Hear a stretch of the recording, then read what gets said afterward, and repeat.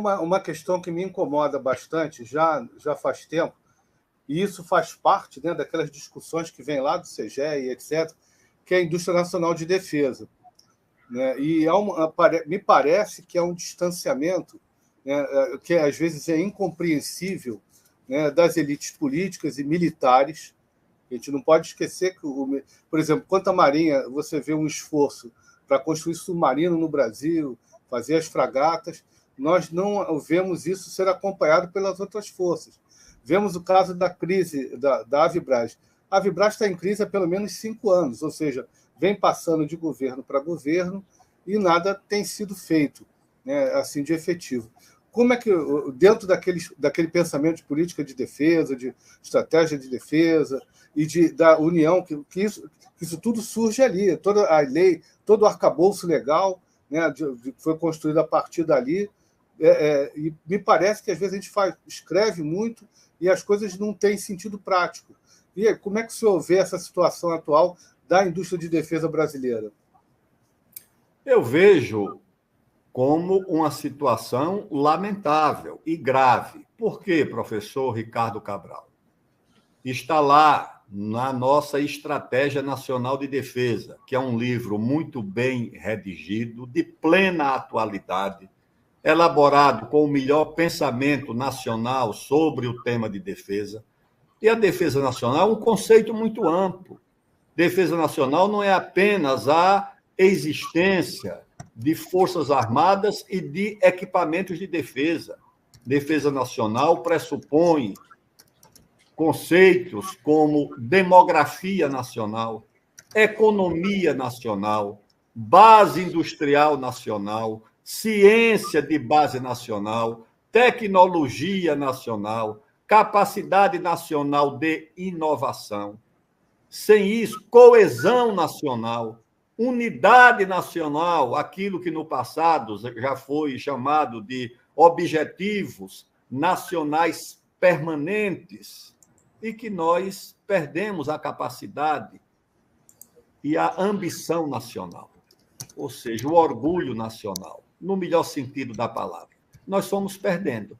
E não há indústria ou base industrial de defesa sem base industrial nacional, sem a capacidade de converter a base industrial em indústria de defesa, como os Estados Unidos e a União Soviética fizeram durante a Segunda Guerra. Converteram fábricas de automóveis, fábricas de tratores, em fábricas de aviões, em fábricas de tanques, em fábricas de equipamentos militares. A indústria química convertida para a indústria militar. Se você não tem uma base industrial no país, você vai tirar a base industrial de defesa de onde?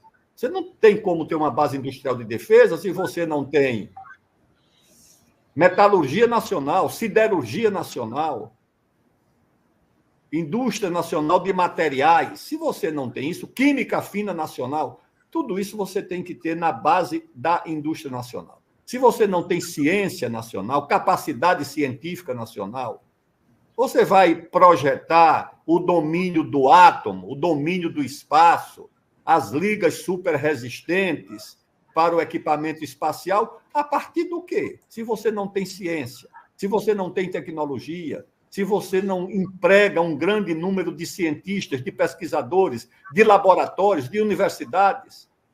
Quanto custou o projeto Manhattan, que resultou no domínio do átomo e na fabricação da bomba nos Estados Unidos? Está aí o documentário, o livro do Oppenheimer, para testemunhar que sem ciência, sem o domínio pleno da ciência e da tecnologia, você não tem o domínio pleno da capacidade de defesa. E o Brasil foi perdendo exatamente a capacidade econômica, a capacidade industrial, a capacidade científica, a capacidade tecnológica, a capacidade de inovação, e isso resulta na crise da Avibraz. E quando você soma a essa perda de capacidade e a desorientação, porque nós tínhamos uma das empresas, das grandes empresas construtoras do Brasil, no caso da Odebrecht, ligada à indústria de defesa. Ela, inclusive, era acionista de uma parte importante da indústria avançada de alta tecnologia de defesa. Quando ela foi atingida por essa operação de guerra híbrida, chamada Lava Jato, que foi uma operação de guerra híbrida, eu duvido que aquelas investigações tenham sido inicialmente apuradas pela Polícia Federal. Eu acho que isso veio de fora, essa é a minha impressão, operado por sistemas de inteligência de fora do país. Quando a Odebrecht quebrou, a primeira coisa que ela fez foi se desfazer exatamente da área de defesa que ela tinha adotado como um dos seus ramos industriais. E saiu vendendo tudo. A Vibraz, que eu conheço de perto, é, de fato, uma joia da indústria de defesa do Brasil. Pude participar, inclusive, operando os equipamentos da Vibraz em experiências na Amazônia e ali no Centro-Oeste, no estado de Goiás, mas isso vem numa crise que só se explica pela crise geral do país. Então, você vai procurar um culpado, é o governo A, B ou C, o ministério A, B ou C? Não, a culpa, lamentavelmente, é muito maior, é muito mais profunda. Seria muito bom se fosse a culpa de um governo que você mudasse e resolvesse, ou de um fulano que esteja no ministério. Não, é uma acumulação de erros, é uma espécie de renúncia da elite brasileira à ambição de formar um país forte, um país grande, um país que tenha como ambição ter forças armadas e indústria de defesa e capacidade de defesa compatíveis com o seu tamanho. Nós somos um continente de 16 mil quilômetros de fronteira, com 4,5 milhões de águas jurisdicionais para proteger e vigiar, que é a Amazônia Azul, com 8,5 milhões de quilômetros quadrados de espaço aéreo. Nós temos essa grande responsabilidade que pesa sobre os ombros da nossa elite, mas a nossa elite resolveu que a política é apenas a disputa pelo poder a cada 4 anos ou a cada 2 anos. É isso, infelizmente, o que nós testemunhamos. E o que nós precisamos é mudar esse rumo, alterar essa concepção e fazer com que o Brasil volte a ter projeto nacional, volte a ter ambição nacional, porque com ambição nacional nós podemos voltar a ter objetivos nacionais permanentes, como já tivemos. E entre os objetivos nacionais permanentes, retomar o crescimento da economia, retomar o processo de reindustrialização do Brasil, retomar o processo de domínio da ciência do Brasil. Nós chegamos a dominar, no momento inicial, a indústria da informática. Nós estávamos no segundo degrau. No primeiro degrau estavam os Estados Unidos e mais um outro país, não sei se na época o Japão.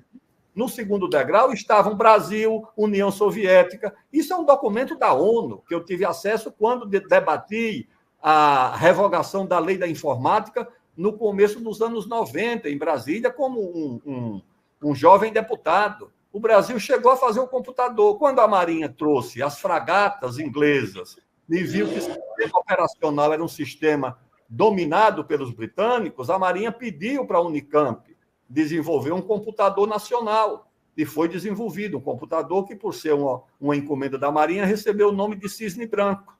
A Aeronáutica, acho que com a USP, fez um outro projeto e foi batizado como Patinho Feio. Já tinha o Cisne Branco, veio o Patinho Feio. E havia um outro projeto, acho que do ITA, que era o Zezinho. Nós tivemos esses computadores. Nós chegamos a fabricar 600 mil computadores por ano. E depois isso foi jogado fora. Nós dominamos o ciclo do urânio, do átomo, com a Marinha, com o programa paralelo da Marinha. Nós construímos a nossa centrífuga. Nós desenvolvemos a capacidade de enriquecer o urânio em várias etapas. O urânio para a iluminação pública, para usinas elétricas, como as usinas de Angra, urânio para o uso, urânio enriquecido para o uso medicinal, o urânio enriquecido para o uso no submarino. Isso nós desenvolvemos, essa capacidade do enriquecimento do urânio, surpreendemos, inclusive, os americanos que sabotaram o nosso programa nuclear, desenvolvendo a nossa centrífuga de alta eficácia e de alta capacidade, com o comando do almirante Otto. Nós desenvolvemos um programa espacial completo. eu fui ministro da Ciência e Tecnologia e fui olhar o nosso projeto de fabricação de satélites com a China, o projeto Sino-Brasileiro de Satélites, que é um projeto vitorioso. E perguntei na época para um cientista, eu digo, por que nós não fizemos o acordo também para o desenvolvimento do veículo lançador? E sabe o que é que me disseram, professor Ricardo Cabral e professor Robson Farinazzo? Que o Brasil só fez o acordo da fabricação de satélite porque nós ainda não dominávamos a tecnologia da fabricação do satélite e fomos desenvolver com os chineses.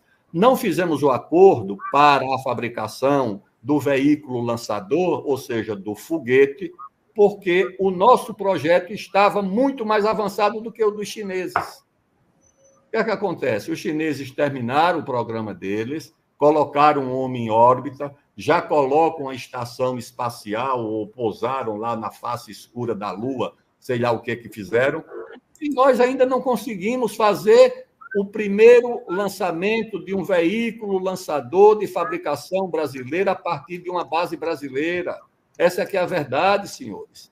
Então, nós estamos ficando para trás. Então, o Brasil precisa recuperar a sua capacidade de investimento em ciência, em tecnologia, em inovação. Por quê? Porque capacidade científica e tecnológica em tecnologias sensíveis é poder geopolítico, é capacidade dissuasória. Você pode até não ter aquele tipo de arma, mas o fato de você poder construir e fabricar já é um elevado poder de dissuasão. E o Brasil precisa ter isso. O Brasil não vai ter um míssil intercontinental, mas o Brasil pode ter um veículo lançador de satélite com características tecnológicas semelhantes, usado para fins civis. O Brasil não deverá ter a bomba atômica, mas o Brasil deve demonstrar ao mundo que tem pleno domínio do ciclo do átomo e que tem todas as capacidades sob seu domínio, com tecnologia nacional, com conhecimento nacional, com ciência nacional. É isso que o Brasil precisa ter, mas isso não é considerado relevante. Transformar o país num país de clientes do Estado, abandonando o projeto de desenvolvimento econômico, como me perguntaram uma vez lá na CPI, qual a diferença entre esse governo e o Vargas? Eu digo, é a diferença entre o emprego industrial e uma Bolsa Família. Essa é a diferença básica. É nessa situação que nós estamos.